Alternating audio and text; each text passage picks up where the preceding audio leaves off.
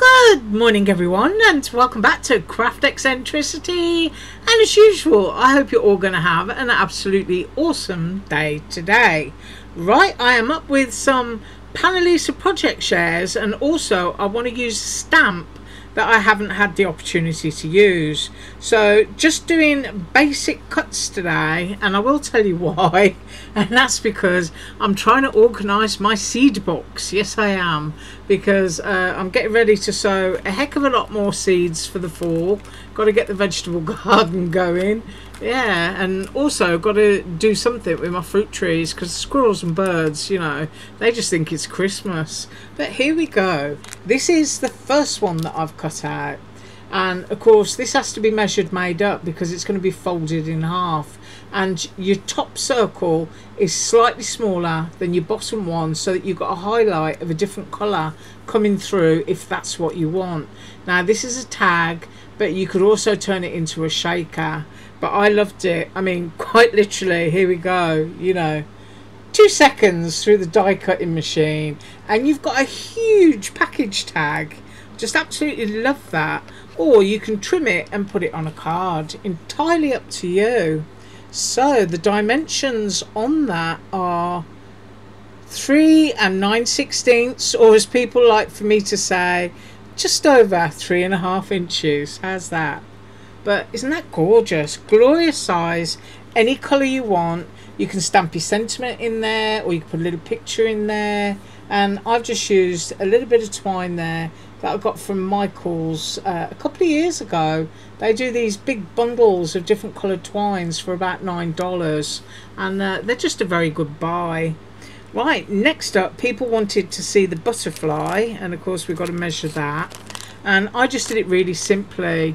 Now this can be cut out for many things. It can be a packaging tag, it can be a mini album because it's good size, or you can use it as a stencil, or you could use it as a shaker. Entirely up to you once again. I mean, using the larger one into a card panel and then just, you know, very simply putting your acetate behind it, and you've got a real quick shaker.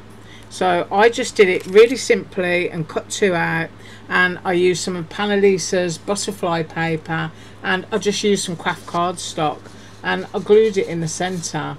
And you know, when I was cutting this out, I was thinking to myself, and the birds in my fruit trees, and I've got some, oh, it's like plastic stuff that you make sequins with, and I cannot remember the name of it, but I know I've got packages of it because I bought it years ago. And so I thought, I'm going to cut a bunch of butterflies using that sequin material, punch a hole in it. I'm just going to hang it to spin from the branches in my trees, because it'll be waterproof and everything, and maybe the birds will leave my elderberries alone.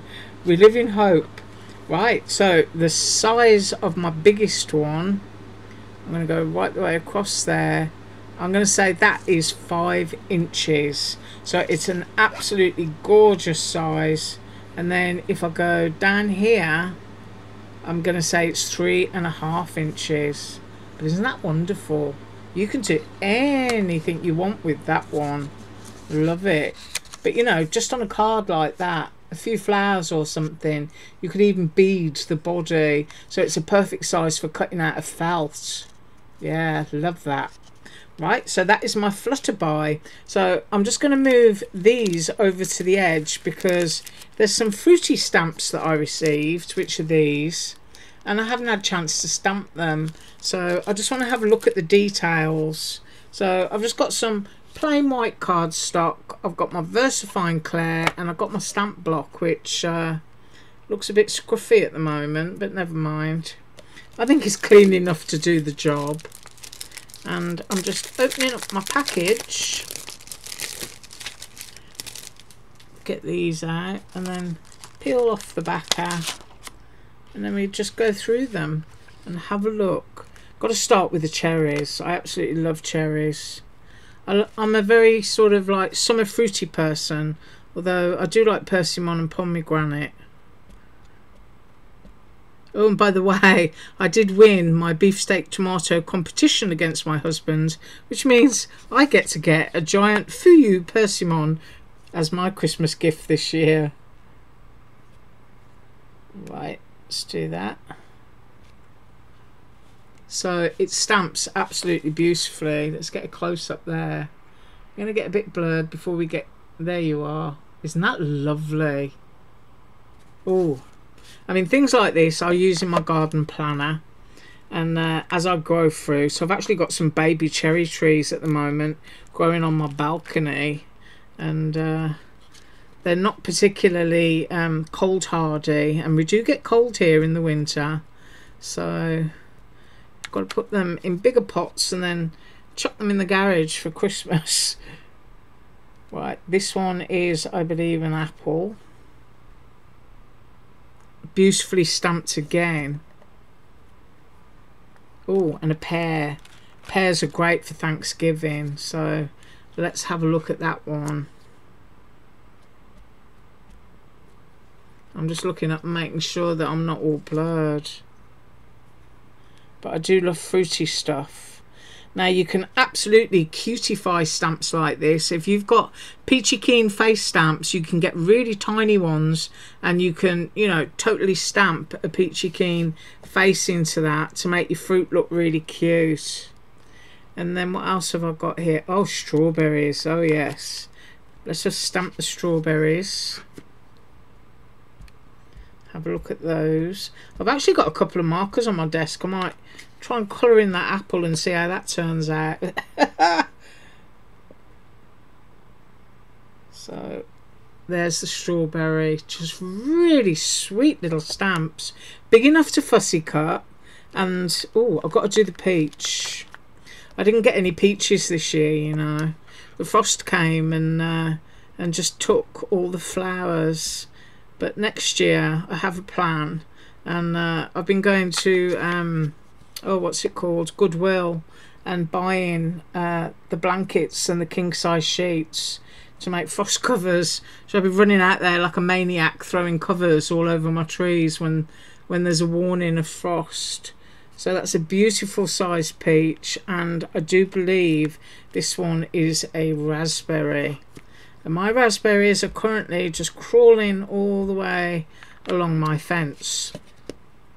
So I love to go out and just grab a handful of raspberries, and that could be a raspberry or a blackberry. But let's just have a quick close-up. Isn't that fabulous?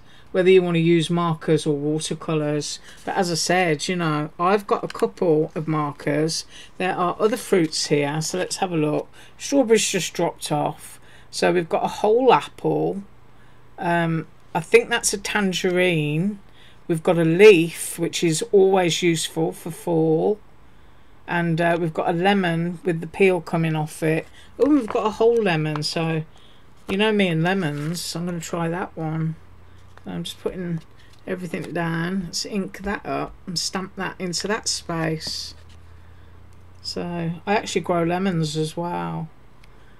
And they're getting huge at the moment, hand size. And I do recommend, if anyone listening is into gardening, I do highly recommend the Maya lemon. It just never stops flowering and producing, really. Right, so let's have a look at this little apple. And I've only got these colours on my desk, so I think it's going to be a Granny Smith apple, which is green. And oh, look at that. Hang on, I'm just going to pause while I grab a different marker. Right, so my Granny Smith is going to be darker than I'd like, and this is one of those Amazon pens that, you know, I'm just keeping them on my desk so that I can use them. And I think this is a warm grey one, so I'm just going to do the flesh of the apple in this colour. And I do know that the flesh of the apple is more of a yellowy cream, and maybe mine looks like it was peeled a long time ago. So I just wanted to see how it would look done in marker. Yeah, it's not bad. Starting to look more like a chestnut, but you'll have to forgive me. Now go into that bit.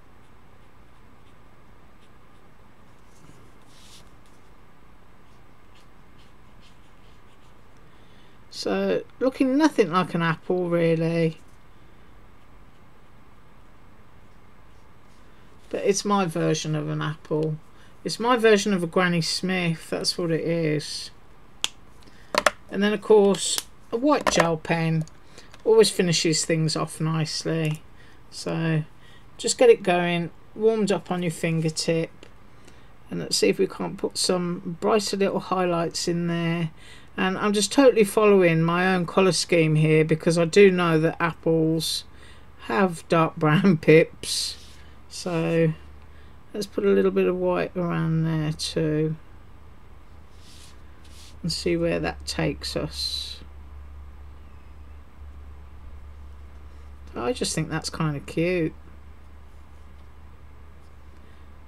And it works. And that's the important thing about stamps, isn't it? You want your stamps to work. So that is that little fruit set. Now, as I said, I would totally fussy cut these and just put bits and bobs around on my garden journal, wherever I wanted them. But, you know, for a teacher stamp, Thanksgiving, you've got your summer, you've got your lovely berries, which can also be used in the autumn. Cherries, really retro. You know, you can just stamp an entire background of cherries. You don't have to colour them in and then use a cherry dye that's got all its colours in on top, and it would look fabulous. Now, I thought that was a peach, but I'm kind of erring towards plum. Yeah. And of course the gorgeous lemon. Right. That is what I got for you today. It is. And I thank you so much for joining me. As usual, all links below. Have an awesome day, and I'll be back tomorrow with more from Panalisa. Bye.